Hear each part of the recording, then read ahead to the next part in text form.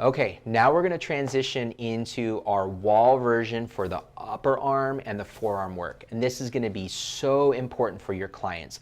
Anybody who's having any kind of issue for those arms, the shoulder, the neck, adding this into that protocol for them, there's going to be a lot of times where this is literally the technique that I give to super level MLB players or tennis players and or our everyday average Joes and Janes that are our weekend warriors and our painters, our potters, our musicians, or anybody suffering from any kind of movement issues or pain within the upper arm and the forearm. So what we're going to do is we're going to have Jenna put the roller against the wall, and she's going to put the roller against the wall in a horizontal fashion, and we're actually going to start up about the mid-deltoid level. So from here, what she's going to do is she's just going to relax her body and sink into the wall. So the legs are going to come out just a little bit, and the beauty behind this is that she can finitely control her pressure. So the closer her legs are to the wall, the less pressure into the roller.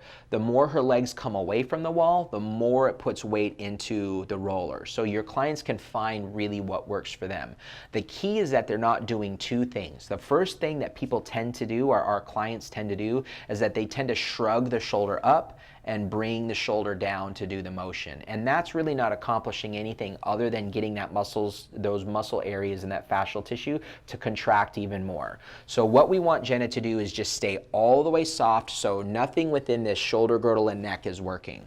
The other thing that tends to happen is people tend to smash their arm against the roller. They try to use their muscle power to push into that roller, and again, then you're really engaging that lateral tissue and you're not going to get much change out of that work. So spaghetti noodle, spaghetti noodle, spaghetti noodle. We want this arm to just dangle here, and so when you first start working with your patients, you might actually have to check in with them every 15 to 20 seconds to make sure that the hand isn't going into claw mode or fist mode, and that they're not pushing that arm into the wall. So here's what we're going to do is we're going to work with two basic movements. The first movement we're going to work with is going to be an up and down movement that essentially is kind of going with the fiber, if we had to say, you know, what direction we're working with.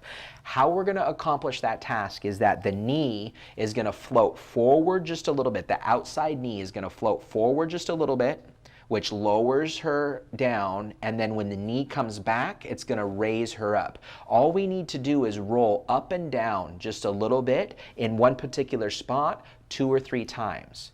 From there, what we can have her do is she can either angle away from the wall a little bit to get the more of the backside or the posterior side of that arm into that gluing that happens between the bicep and the tricep on that backside. And if we have her go more forward, then she can work where there's the gluing between the tricep, the bicep, and then the deltoid and the tricep as well. And she's going to work with that same flexion extension of the knee right straight forward, the knee right straight back. That inside leg through here is just nice and soft, and it's nice and easy, and she has more of the weight into that outside leg.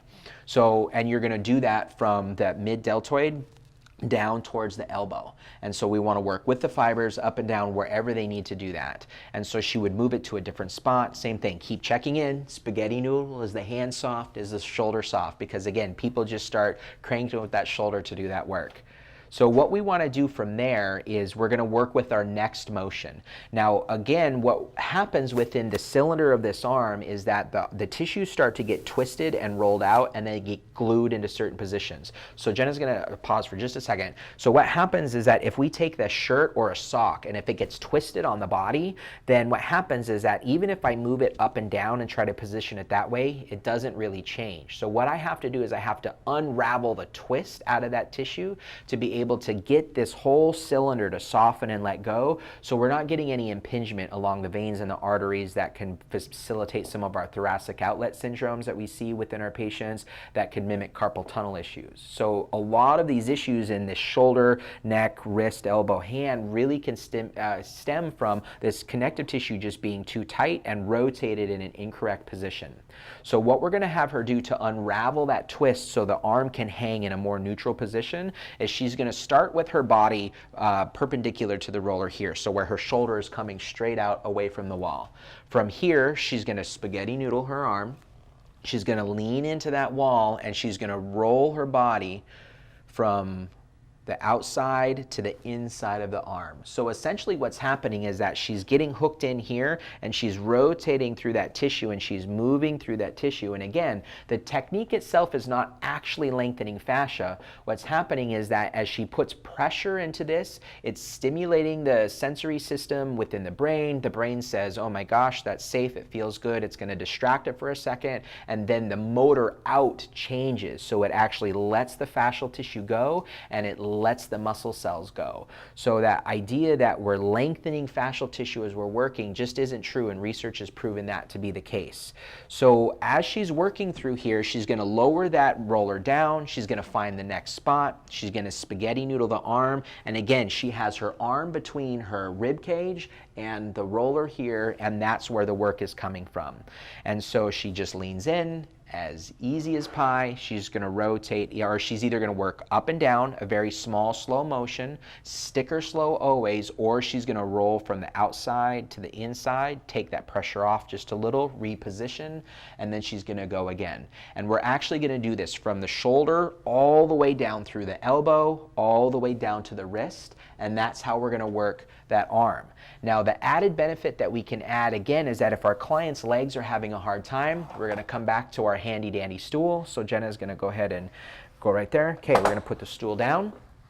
They're going to repeat exactly the same thing. So again, if you have some older patients who are really struggling with being load bearing in their legs, or maybe you're working with a paraplegic who has lost the ability to be in their legs, it doesn't matter. We have a way for everybody to be able to do this motion. So now what she's going to do is, because she can't use the knees to float her body up and down, this gets a little bit more tricky, but it's still super simple once your clients get it. So now, instead of shrugging the arm up and down to do this motion, what she's going to do is she's just going to let her trunk go over a little bit, and then she's going to bring herself back up to level. So as she sinks that left shoulder down, it's happening from her rib cage. So as she does this, the left shoulder goes down, and then the left shoulder comes up, not because she's shrugging the shoulder up and down, but because she's changing the pitch within the angle of her spine. And then she can do the same thing with rotation. So she gets sunk into that tissue first, nice and easy. She rolls her body from outside to inside as she works from lateral to medial through that tissue, and she can do that from that deltoid all the way down onto that wrist. And this is going to be an excellent option for any of your patients who are having a hard time being load bearing into their legs. And again, this is a safe way to do this, where if you try to do this work on the floor, your whole body weight is laying on the floor, and it's just not a safe way, in my experience, to be able to have your clients try to work through those arms.